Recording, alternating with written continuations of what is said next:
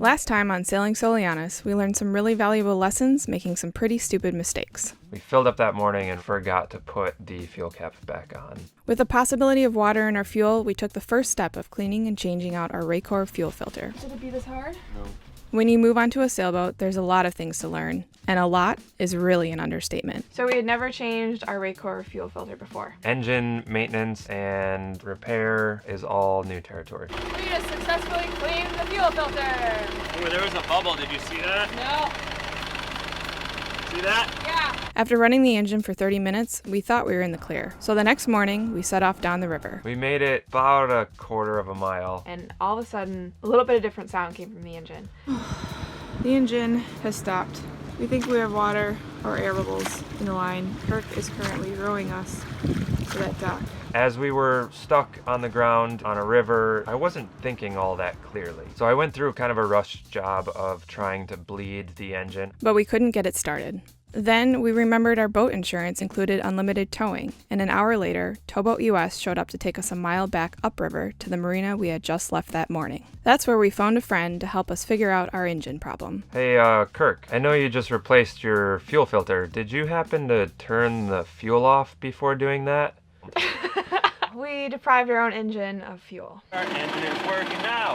Yay! So... Yay!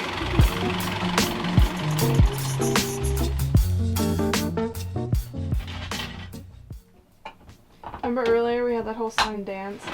We got an engine that works. She's alive! She's alive! Yeah. What's happening now? Well, we got the hard part done.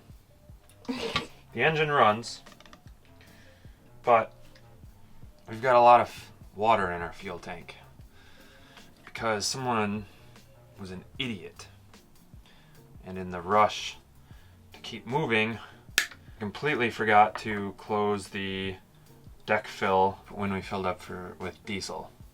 I've only done this twice in our boat, filled up diesel, so it's not really a process yet in my mind. And it should have been. Well, it would have been fine if we hadn't decided we needed to clean the boat immediately after we filled up with fuel. Correct. That was the fatal flaw. So I washed down the deck right into the fuel tank. But thankfully, the fuel tank had just been filled and there wasn't much room for anything to get into it. So we have a little bit of water in our fuel tank. We replaced our Raycor fuel filter and we ran the engine for 15 minutes and we have a bunch of water in the Raycor. So rather than go through that whole rigmarole 7 more times, I'm going to try and use my little hand pump that I bought to change the oil. Since water is heavier than diesel, I'm going down through the fuel sender in the diesel tank, which is the fuel gauge right here, and going to use my pump to try and pump the water that is sitting at the bottom of the fuel tank out.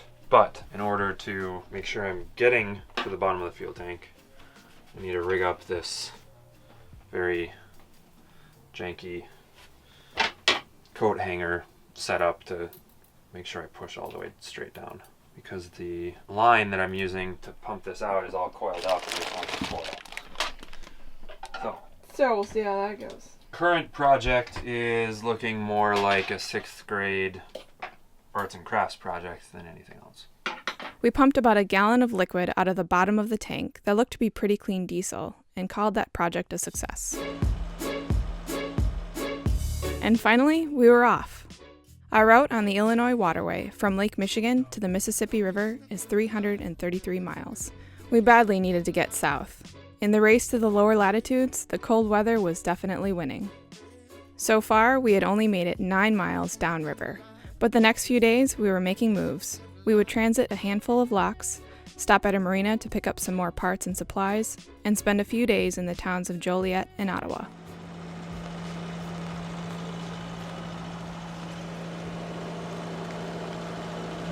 Well, so far our engine has been running, but we are leaking oil and we are leaking fuel, and there's a lot of exhaust fumes. We did find the random spot that the bolt fell off the engine from, like 3.5 months ago. So that's cool. So I found that out, but we don't have the right sized wrench to put it back together. I'm missing a 7/16 wrench and socket somewhere. So hopefully we can find that and put that back together. But we got to get these fuel and oil leaks fixed because we're burning through a lot of oil and we're not in a very good spot where we can work on the boat right now. So hopefully tonight in Joliet we can find a spot to do a little more research and we don't burn too much oil between now and then.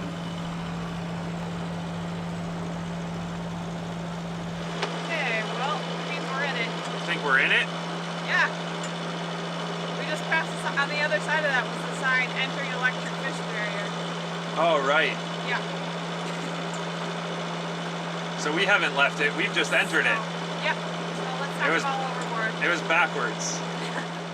It was an uneventful trip through the electric fish barrier, and we entered the Lockport Lock, our second and tallest lock yet, at 40 feet.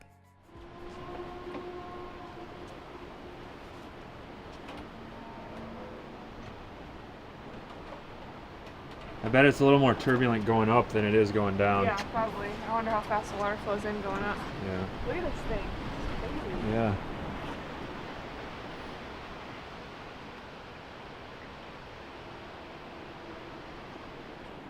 In there.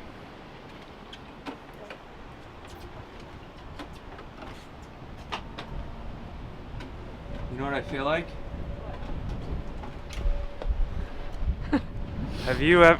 Do you remember Star Wars? Which one? One of the first ones. I can't remember which one it is. But Jabba the Hutt, Han Solo, Luke Skywalker, and Princess Leia are all stuck in the trash compactor thing. Oh. And they're going...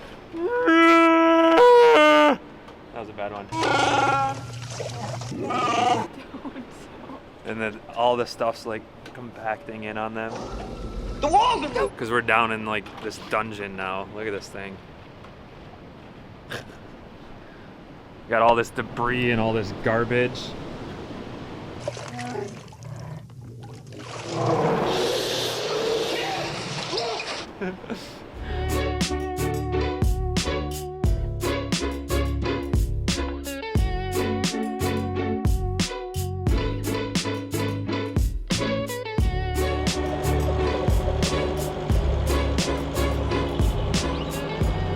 Like there's a forest on top of the barges.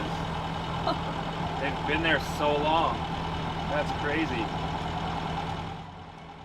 Some of you savvy lock transitors may have noticed in the last lock we tied a line off from the midship cleat to the floating bollard. This bollard is supposed to move up and down with the water level in the lock, but on rare occasions it can get stuck. This would cause major stresses on the deck hardware. The lockmaster here at Brandon Road Lock told us it's just best to loop a line around the bollard and hang on to the end.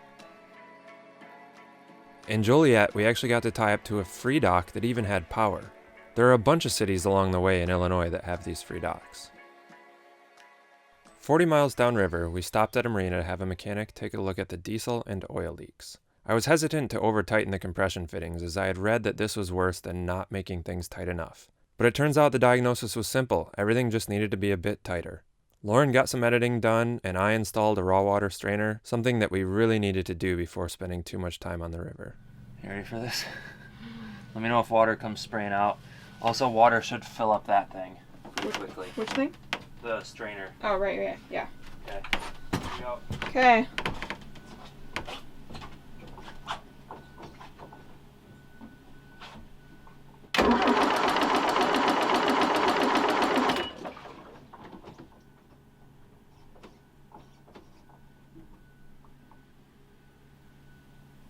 We're on both?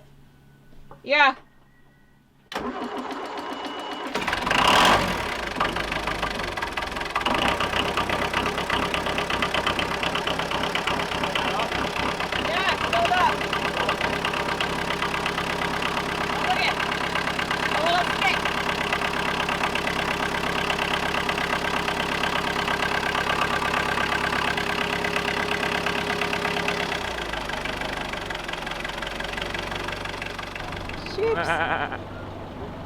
Sheeps. Alright, I'm gonna keep going, okay? Is there someone hurting them? Maybe up behind the... Hey guys. Oh, you sheepers. We got the wind at our back right now. so woolly. Ottawa, another town in Illinois with a free dock, ended up being one of our favorite stops on the trip. But after our previous week of boat trials and tribulations, we really needed to catch up on computer work. So we spent most of our time at the library and in coffee shops and rarely picked up the camera. We were also there in late fall, so it didn't look quite as green as this, but it was a lovely little town and the free dock was within walking distance of all of the main attractions.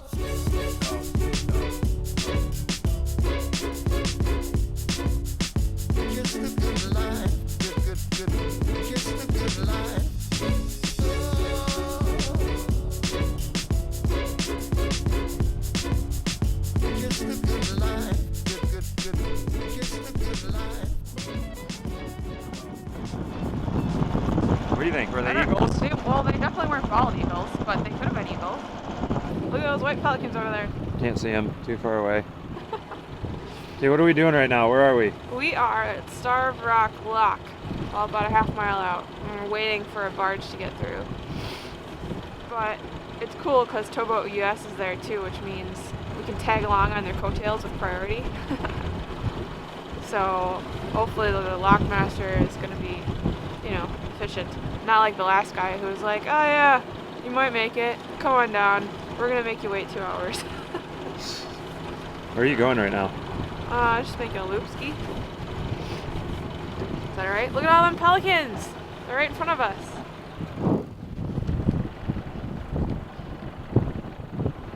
Yeah, they're just little white dots. Hey, pelican! I haven't seen one of you guys in a long time. Oh, it's wild.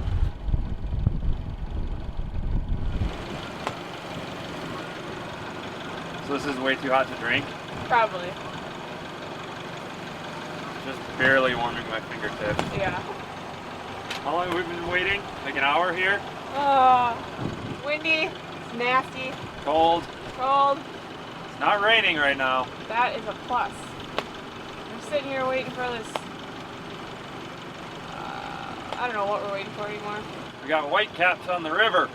Pleasure boat, the Starved Rock Lock. We'll get you in right after the towboat, and then we'll get you right out. There should be an 80-foot cut. I don't know what he said. Between them and the short wall, you should be able to squeeze right on through. Did you hear that, pleasure boat? This is not very pleasurable.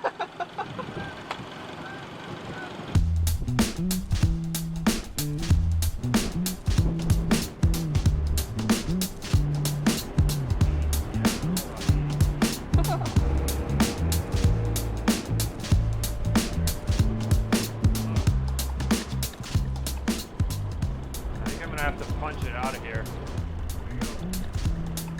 Woo.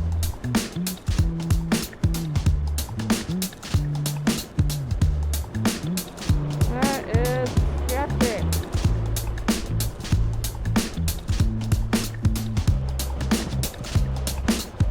A plus. Yeah, we're still getting pulled around right now.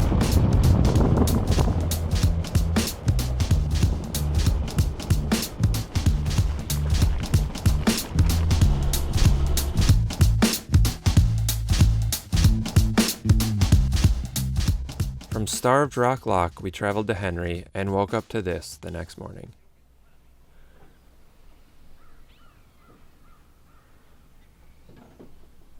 Yep, that's frost.